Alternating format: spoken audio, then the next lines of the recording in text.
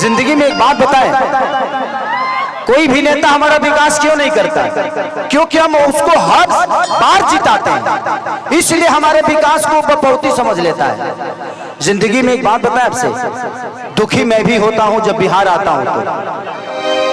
एक दिल्ली कई सारे राज्य को नौकरी दे सकता है, जबकि हमारे राज्य से छोटा है, लेकिन एक बिहार अपने बिहार को ही रोजगार नहीं दे पा रहा है। तो ये कितनी शर्म की बात है। एक कलकत्ता कितने सारे राज्य के लोगों को वहां रख के और रोजगार दे देता है। एक पंजाब कितने सारे राज्य के लोगों को वहां रोजगार दे पाता है, लेकिन हमारा बिहार आज भी भीख मांग के ही खा रहा है। ये किसका देन है? हम कलाकार हैं, हम मनोरंजन कराते हैं, इससे ज्यादा हमारी औकात नहीं है। हम आप सबके मनोरंजन, आपके दिल की बातों को सुन के आपका भविष्य नहीं बदल सकते, आपको एंजॉय और आपको मजा दे सकते हैं। हम उतने तक हैं। हम एक छोटा सा भोजन हो सकते हैं, चटनी हो सकते हैं, दाल हो सकते हैं, पूरी थाली नहीं है हम। तो हमारी क्षमता जितनी है उस क्षमता के साथ हम अपना काम कर रहे हैं। लेकिन हमें भी मन करता है कि आज खेसारी के पास कितना मकान हो, हमारा खुद पता नहीं के कहियो किराया भाड़ा लेवे ना जाला खेसरिया, वो हमारा मेहरारू के पता रहेला। लेकिन अगर बिहार में फिल्म सिटी होती और खेसारी लाल यादव बिहार में होता तो करोड़ों करोड़ों रुपया मैं टैक्स देता हूँ महाराष्ट्र सरकार को, खेसारी लाल यादव अपने बिहार को टैक्स देता तो करोड़ों रुपया से कम विकास तो होता। क्या बात है, ये हजारों में एक बात है। इस चीज को मांग है हमेशा से कि बिहार में फिल्म सिटी होनी चाहिए।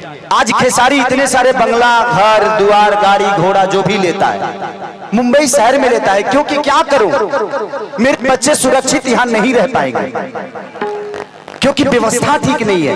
मैं किस स्कूल में पढ़ाऊं? ये नेता अपने बच्चों को तो यहाँ पढ़ाते ही नहीं है, तो हमारे बच्चे कहां से पढ़ पाएंगे?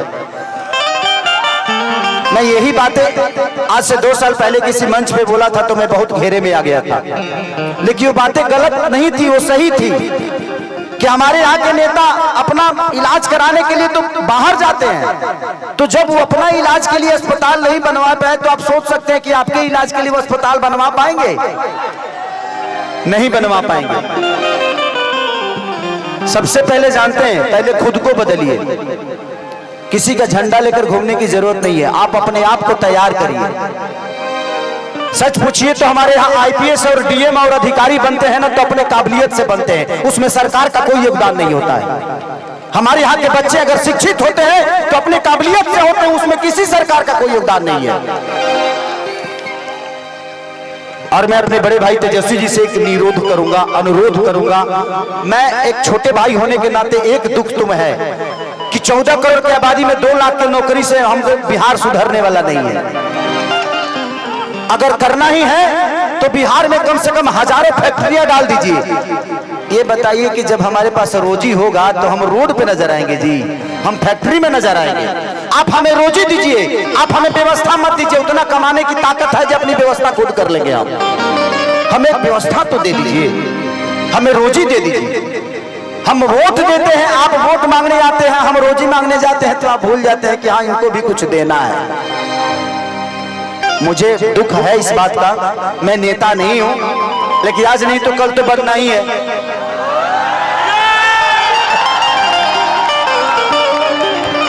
आज नहीं बन रहा हूं क्योंकि मुझे पता है कि व्यवस्था एक खेसारी के बदलने से व्यवस्था नहीं सुधरेगी।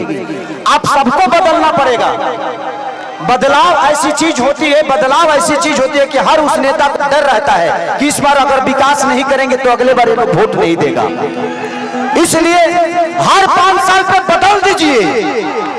जहां जहां बदलाव हुआ है वहां वहां विकास हुआ है।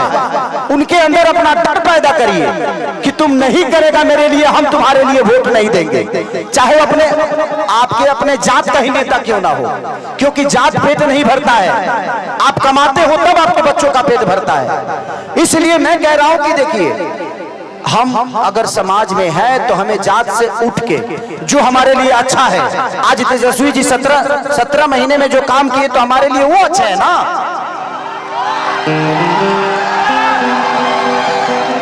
तो आप जब नहीं बदलिएगा तो फिर आपका विकास कौन करेगा? परिवार में जब एक आदमी का विरोध होता है ना तो हर आदमी कमाना शुरू कर देता है। तो कोशिश करिए हर साल, अगर तेजस्वी जी काम नहीं कर रहे उनको भी बदल दीजिए, तब जाके विकास होगा। लेकिन हमें अपने बड़े भाई पे विश्वास है कि वो आएगा तो आग लगा देगा। तो हमें बदलने की जरूरत है। मैं ये नहीं कह रहा हूं कि तेजस्वी जी को आप 20 साल बना कर रखिए, नहीं। तेजस्वी जी अगर काम नहीं कर रहे हैं तो उनको भी बदलिए, क्योंकि बदलाव ऐसी चीज होती है कि जीवन में इंसान अपने आप को बदल देता है। क्योंकि हमें विकास चाहिए भाई, हमें जात नहीं चाहिए, जात पेट नहीं भरता है। आज तेजस्वी जी ने नौकरी दिया है तो सिर्फ यादवों को नहीं दिया है, पूरे बिहार के बच्चों को जिनके पास टैलेंट है उनको दिया है। अगर तेजस्वी जी अपने जात को ही प्रमोट करते, अपने बिरादरी को प्रमोट करते, तो इतने सारे लोगों को नौकरी क्यों देते?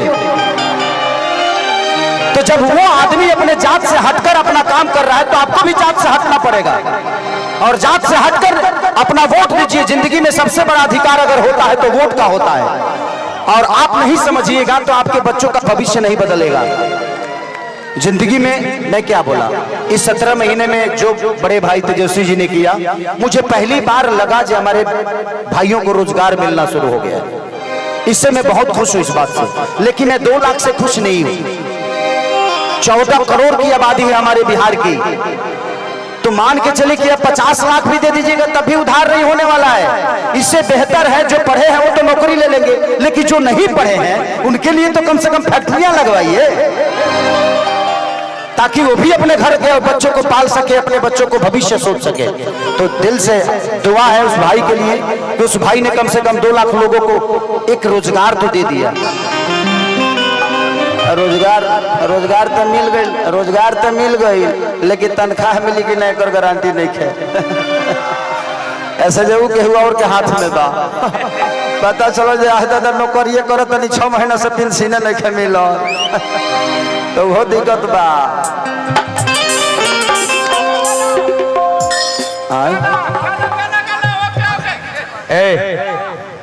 क्या है नहीं एकरा से ते बैठे न बैठ ब्यास एगो हमार पितियाऊ साली आइल भैया हमारे भैया के, बड़ी देर से कहते कि हम खड़ा हो मानसी जादव देख ला पितियाऊ साली इतना मेकअप क्या लगा था कि खेसारिये जोरे चल जाए।